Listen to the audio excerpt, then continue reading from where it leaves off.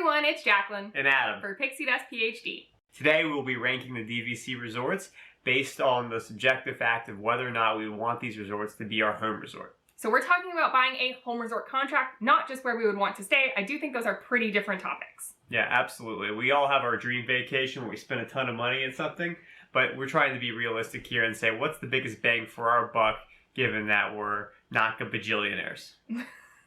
It's a technical term. It's terrible. As Adam mentioned, this is completely subjective, so obviously you will have your list, we will have ours. Everyone's opinion is right for them. Of course, ours is better. No. Let us know your rankings in the comments down below. We would absolutely love to hear from you. Yes, please let us know what you think. We love the engagement and the community. So if you're interested in hearing our rankings, stay tuned.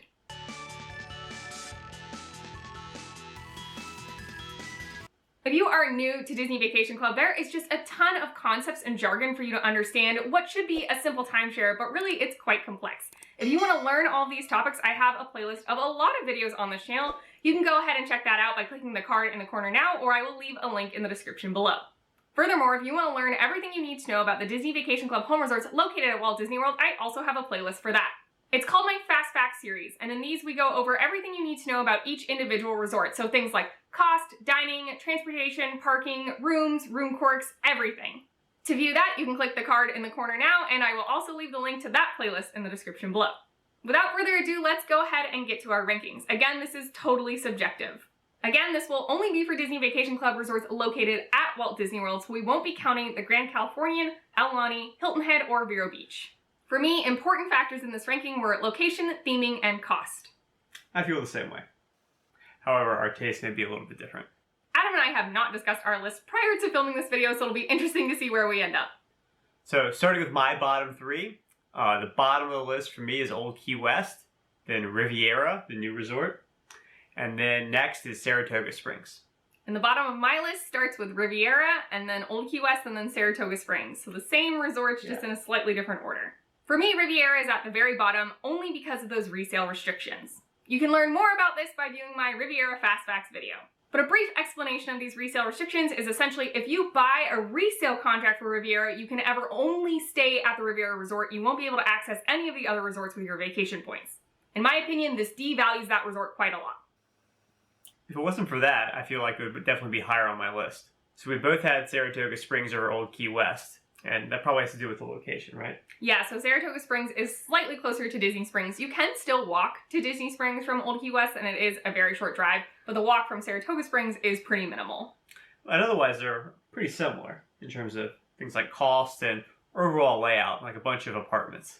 Yeah, and the themes are different, but it doesn't really matter to me that much. I think the differences are slight in terms of they're both enjoyable, but neither one of them is a home run for me personally. And last about Old Key West, something that really grinds my gears is most of the buildings don't have elevators. So if you don't want to be climbing those stairs, maybe up to the third floor even, you're going to need to get a ground floor room. Finally, wrapping up considerations for both Saratoga and Old Key West is that availability is pretty high because the inventory is also really large. So that home resort priority booking window for those points doesn't particularly mean much. Yeah, definitely not as valuable. Right. That being said, if you snag a resale contract at Saratoga Springs or Old Key West for a really great price and you manage to make it through Disney's right of first refusal process and you're okay with that chaos of the 7-month booking window and potentially jumping around resorts a lot, you could get really high value out of your Old Key West or Saratoga points, potentially staying at a place even like the Grand Floridian. But remember, we're going off where do we want our home resort. And I don't really like that chaos and stress of the 7-month booking window. I feel like if I'm going to pay more than 10 grand for something, I may as well pay a few extra $1,000s to get the resort that I want most. Moving along in our list, in 8th for me is Boulder Ridge, 7th is the Grand Floridian, and 6th is Copper Creek. My next three are Boardwalk, Boulder Ridge, and Copper Creek. So we both had both of the DVC locations at the Wilderness Lodge in this section of our list, so let's talk about that. First, Boulder Ridge and Copper Creek aren't that different. They are both located at the Wilderness Lodge, so you're sharing a vast majority of the same amenities. Copper Creek is much newer, I suppose, is the primary difference, and there are slight differences in theming, of course. Yeah, and I think the newness kind of like edged one over the other for me. Yeah, same. Yeah. I think also because it's newer, it also means the expiration date is quite further into the future. Boulder Ridge expires relatively soon, in about 20 years. So in terms of your worth over time, I think Copper Creek probably wins out. And especially, we I certainly am sort of concerned about potentially maintaining resale value. And so having that longer expiration date means even 20 years from now, it would still have more years left on the contract, potentially to have a higher resale value. Yeah, I agree. Certainly it's all the small factors put it over the top in terms of these three on our list, specifically the Wilderness Lodge ones. But I really not the biggest fan of Wilderness Lodge overall. So if I was kind of picking a home resort, again, wanting that booking window advantage, kind of puts it in middle tier for me. I actually really like the theming. I grew up in the Pacific Northwest, so that kind of just speaks to home for me personally, Yeah. and I think the food is pretty good around there. What is the issue for me is the cost for Copper Creek is quite high. Cost for Boulder Ridge is pretty low, but again, it's expiring in about 20 years. But the location is good, but not great. So you are in the Magic Kingdom area, but you're not on a monorail resort. So you can take a boat over to Magic Kingdom or a bus where you can drive, but you can't sort of just jaunt over there very easily. So you are sort of isolated. And that's a pro and con, right? You are away from the hustle and bustle of the parks. That also means you're further away from getting to the parks. Yeah. I mean, you have a lot of decent food there, but if you want to go anywhere, it's definitely a little bit of a hike, no pun intended. It's a little trek. Yeah. So for me, Boardwalk is more towards the bottom of my list, just because I wasn't a huge fan of the kind of the kitschy theming, and it's really close to Epcot. So I do like that, and it's got its own little area where you can kind of go to enjoy after the park. The boardwalk. Yes, of course. But for me, it just really wasn't, as good as some of these other options. Fair. Yeah.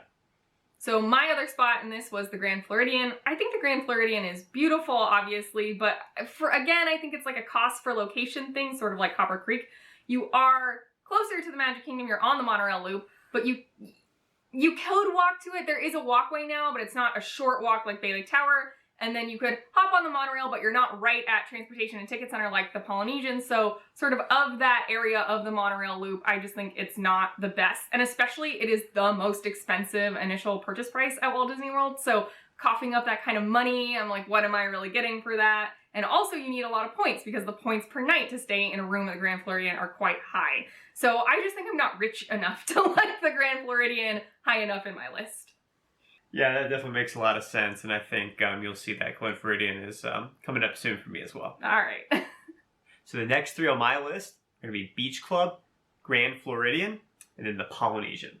So the next three on my list at number 5 is Beach Club, so the same as Adam, but then we move differently into the Animal Kingdom, and then I have number 3 as the Boardwalk.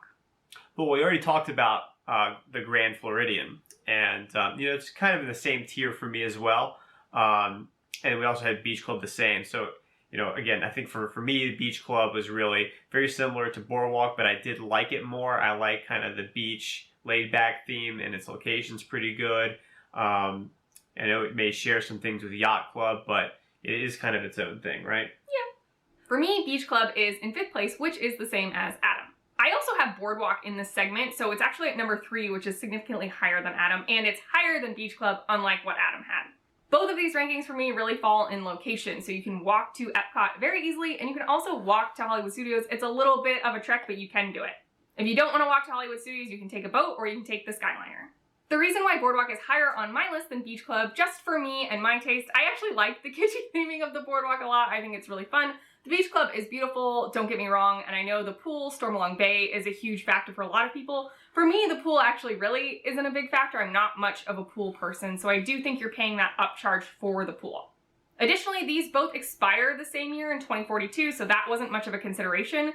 And given that, Beach Club actually costs a ton more than the Boardwalk, both in your initial purchase price and then also the number of points you need. For example, in the cheapest DVC season at the Boardwalk, there are 9-point nights as opposed to, I think those are 13 or 14 points at the Beach Club. Obviously, one night being 4 or 5 points difference isn't a big deal, but if you're adding that up over 5 to 10 nights, that starts to be quite a lot of points.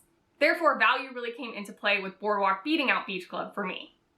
I just like Beach Club more than Boardwalk. It's fine. If you want to pay the upcharge for it, like, you do you. I just don't think I would want to. Fair enough.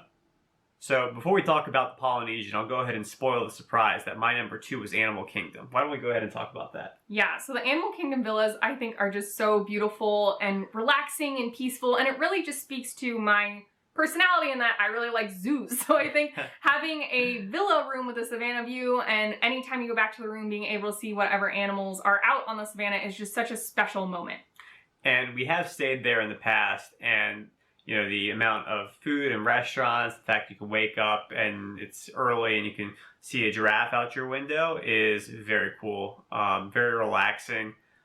Very much gets you in the feeling that, hey, I am on vacation. Yeah, I also think value comes into play here. So location is probably the biggest downfall of Animal Kingdom villas. Even though you're at the Animal Kingdom Lodge, you can't even walk to the Animal Kingdom Park.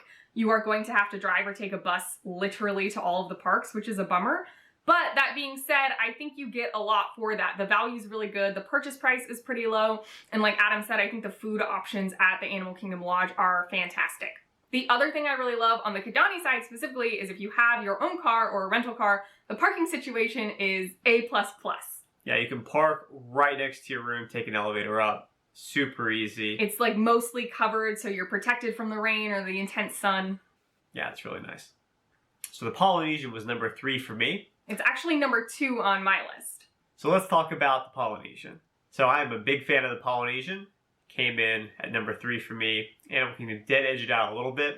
But, if we're in the Magic Kingdom area, we're definitely hanging out at the Polynesian. Yeah, I just love that resort, the theming, the food options, especially the drinking options are really appealing. You can get Dole Whip there. Like, what is not to like about the Polynesian? Yeah, love the theming there. Tiki, everything. It may be tacky, but I'm a big fan. I was actually surprised that the Polynesian ended up being so high on my list at number 2, but the more I thought about it compared to the other resorts, it just kept moving up and up. The reason I was surprised is because the cost is pretty dang high. It's not quite as expensive as Grand Floridian, but it is definitely up there. Isn't the inventory pretty bad? The inventory at the Polynesian is really weird. They only have studios and bungalows, which are 2 bedrooms, but they're a specialty type, so it's not a normal 2-bedroom villa. It's going to cost you a boatload of points. There's no 1-bedrooms, there's no normal 2 bedrooms, and then there's no 3-bedroom grand villas. And I don't think we would ever do the bungalow. No, we're not that rich. Yeah. And I mean, again, this is what we would want as our home resort. And these are all definitely in the con column. Right. So for us, we're primarily going to be looking at staying in studios, although 1-bedrooms are also an option. So the fact that the Polynesian doesn't even have 1-bedrooms is a little concerning. I suppose that being said, 1-bedrooms tend to be the easiest type of room to book at the 7-month mark. But again, I just don't like that chaos, so it's not something I really even want to think about when considering my home resort. The studios are also really massive. I think they're around 400 square feet or so, which sounds wonderful. Aside from the fact that we love the resort itself and could spend a lot of time just hanging out there, you are just steps away from the transportation and ticket center. This is particularly true for the DVC villas because they are all located in about 3 buildings, aside from all the bungalows, of course, that are on that side of the Polynesian Resort, very close to transportation and ticket center. So you can definitely easily walk to the transportation and ticket center, go to Epcot, or just go for a fun ride on the monorail to some of the other hotels. Right. So you may encounter some noise, unfortunately, especially those boat horns, depending on where your room is located. But being steps away from direct monorail lines to both Magic Kingdom and Epcot is really, honestly, a huge advantage. So despite the huge cost of the Polynesian and the fact that there really aren't that many different villa types, it just is a place that I love, and I would very highly consider making that my home resort. By process of elimination, it is clear that we have the same #1 home resort, that is Bay Lake Tower. All right. Yeah! I was actually kind of worried Adam would end up not having Bay Lake Tower as his #1 because although we ended up buying that home resort contract, which if you want to learn more about, I'll leave some links in the description below, or you can click the card in the corner now. That being said, I drove that decision wholeheartedly. I said, if we're doing this, I want Bay Lake Tower. We didn't really talk about it at all. It was kind of an end of story situation. Well, for me, if I'm going to Disney, that means going to the Magic Kingdom at least once. You have to do it. And if I'm staying, a 5-minute walk away, 10-minute walk away, that just makes it all the more appealing. So, 1 + 1 = 3 for me in that kind of situation. Location is obviously the #1 factor here when considering Bay Lake Tower as a home resort. I also just love that style and theming. I love the contemporary. I've been fascinated with it for as long as I can remember. But ultimately, that quick walk over to the Magic Kingdom, and you have your own little security booth that barely ever even has a line. Honestly, it's so magical. In my opinion, getting to the Magic Kingdom is by far the worst park to get to. By far, it's not even close. The ease of getting to Epcot or Hollywood Studios or Animal Kingdom is leagues and leagues out of the water compared to getting to Magic Kingdom. Imagine you just watch Happily Ever After and you have to take a 40-minute trek back to your hotel to fall asleep at 1 a.m. Or you can take a 5-minute walk. What sounds better to you? Being able to pop in and out of Magic Kingdom like that is such an appealing thing for me. For example, when we stayed at the Animal Kingdom Villas several years ago, we did have a rental car and we ended up driving to Magic Kingdom. This meant driving to the Ticket and Transportation Center, parking, walking up to the monorail or ferry boat. I think there was also a bus, but we didn't take that. And then taking that form of transportation to Magic Kingdom. So from our door at Animal Kingdom Villas to the entrance of Magic Kingdom was something like 45 minutes. It was just so long. Being able to cut that commute time down means a lot to me personally, especially because the way I like to do the parks is we wake up pretty early. We tend to rope drop or close to rope drop if it's later in the vacation, we're getting a little tired. Spend several hours there, and then take a break. We go back to the hotel midday sometime between like 1 and 3 p.m. or so. It's hot. Take a break, take a nap, drink some water. You know, it's really important, especially with Disney. It's a ton of walking, it's a long day. Proximity is a major key here. Then after we're done with our nap, usually we end up napping, we'll go back to the parks for the evening and then come back to the hotel at night. So that is 4 total one-way trips. If each of those is 30 to 45 minutes, you're talking literal hours of transportation time. That's just eating your vacation right there. And when you kind of add all these things up and what we like to do, what's important to us, Bay Lake Tower was an easy decision for number 1. The initial purchase price of Bay Lake Tower is pretty high. It's not the highest, but it's definitely up there. And then the points cost is medium to high, depending on what type of villa you want to stay in and what DVC season it is. So it is one of the more expensive options. Thankfully, the annual dues are pretty low. They've been second lowest for 3 years in a row now, which is going to save us a lot of money over time if that trend holds true. I hope so. By save us money, I mean, obviously we're still spending money. Yes. We're paying the annual dues. It is a timeshare, but compared to something like the Polynesian, for example, or Copper Creek or Riviera, whew, what a relief that both Adam and I picked Bay Lake Tower as our number 1, considering that is our home resort. Like we said at the top, let us know your rankings in the comments down below. What factors are the most important to you? We would absolutely love to hear from you. And if you want to talk outside of YouTube, you can find me over on Twitter and Instagram at PixieDustPhD. Obviously, in both of our lists, location played a huge role, and then I think to varying factors, value played a role. And interestingly, for both of us, the one resort that broke the mold in terms of location was the Animal Kingdom Villas, which location-wise is really pretty, bad. But I did think we had a really nice experience when we stayed there. Yes, and we both really love animals. We hope you enjoyed this peek into our brains about what matters to us for a Disney Vacation Club home resort located at Walt Disney World. If you have any Disney Vacation Club questions, as always, please feel free to leave me a question in the comments down below, and I will do my best to get you a helpful answer. We hope the rest of your day is super magical, and we'll see you real soon at Pixie Dust PhD. Bye!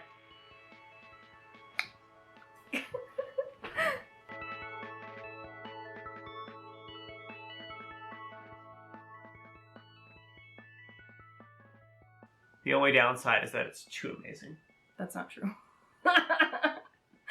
If you want to say that, go for it. No, it's too corny. Okay.